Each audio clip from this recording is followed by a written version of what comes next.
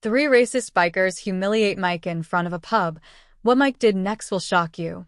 I was just one of the many passers-by that day, just another person going about my routine, when I witnessed something unforgettable. A moment that shook me to my core. Before I share what I saw, let me explain why I'm keeping my real name anonymous. It's not fear, it's precaution.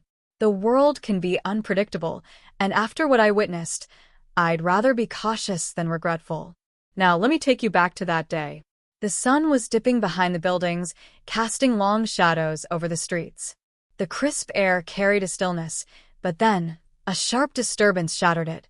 Voices, loud and harsh, laced with an anger I couldn't quite place. I turned my head and saw them. Three tall, burly men dressed in black leather from head to toe. The kind of guys you'd associate with roaring motorcycles, patches on their jackets, sunglasses perched on their faces despite the fading daylight. And then I saw who they were shouting at. Mike Tyson. Yes, the Mike Tyson. The heavyweight champion. The legend. There he stood, calm, yet visibly tense, outside a pub, facing three angry men.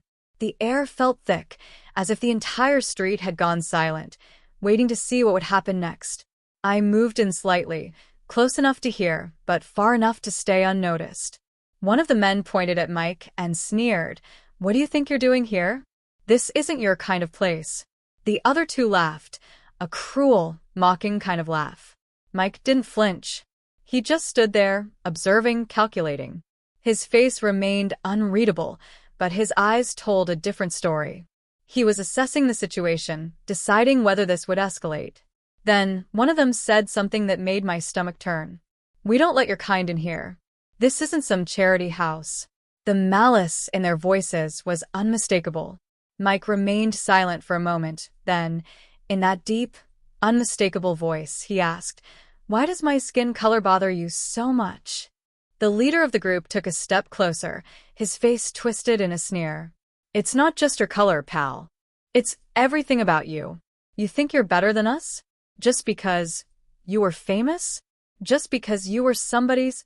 He spat the words out like venom. "Well, guess what? You're nothing now." My heart pounded. I wanted to step in, say something, do something. But what could I do? These men looked dangerous.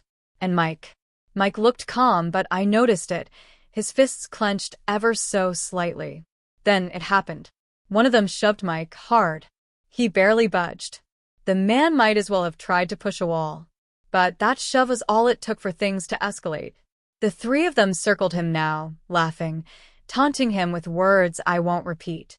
And then they raised their fists. Now, if you know anything about Mike Tyson, you know that picking a fight with him is a terrible idea. But these men, either they didn't know, or they simply didn't care. Big mistake. The first punch came flying. Mike ducked. Fast, the guy stumbled forward, caught off balance. And, before he could recover, bam, a quick, precise jab to the side. Not too hard, just enough to send a message. The man yelped and staggered back. The second guy lunged from behind, a worse mistake. Mike spun, his movements fluid and effortless. A well-placed kick to the shin sent the man crumpling to the ground. Again, nothing brutal, just enough to end the fight before it truly began. The third guy hesitated. His eyes flickered with doubt, realizing too late that they had underestimated him. But pride is a dangerous thing. He lunged, fists swinging wildly. Mike? He sidestepped with ease. Then, with just a gentle push, the man tripped over his own feet and landed flat on his back. It was over in under a minute. But here's what stood out the most. Mike didn't press his advantage. He didn't throw a single punch that wasn't necessary. Instead, he raised his hands and said, "I don't want to fight you. I just want to talk." The men, humiliated, seething, started shouting again. And then, another voice cut through the tension. An elderly man, white-haired and leaning on a cane, stepped out of the pub. He had an air of quiet authority, the kind that commands respect without having to demand it. He looked at the bikers and said, "Enough. I'm calling the cops." The bikers froze. One of them opened his mouth to argue, but the old man wasn't having it. "I've seen enough," he said firmly. You attacked this man because of his skin color. That's not just wrong, it's a crime. Within minutes, the police arrived. The bikers protested, of course. But the evidence was clear. Witnesses, including myself, spoke up. We told the officers exactly what happened. And Mike? He didn't hold a grudge. In fact, he even spoke on their behalf. I don't want them to go to jail, he told the cops. I just want them to understand that what they did was wrong. But the police weren't having it. The three men were arrested and taken away. As for Mike, he stayed behind. He thanked the old man, exchanged a few quiet words with him. Then, he turned to the rest of us, the onlookers, and said something I'll never forget. We've got to be better than this.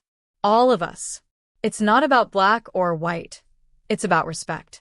If we don't respect each other, what kind of world are we leaving for our kids? That day taught me about courage, about restraint, and about the power of standing against hate. And now, as I tell you this story, I hope it teaches you something, too. Because the truth is, we all have a role to play in making this world a better place. And sometimes, it starts with something as simple as speaking up, or listening, or choosing kindness. So, that's my story. Take from it what you will. But if it made you think, even just for a moment, I hope you'll do something with that.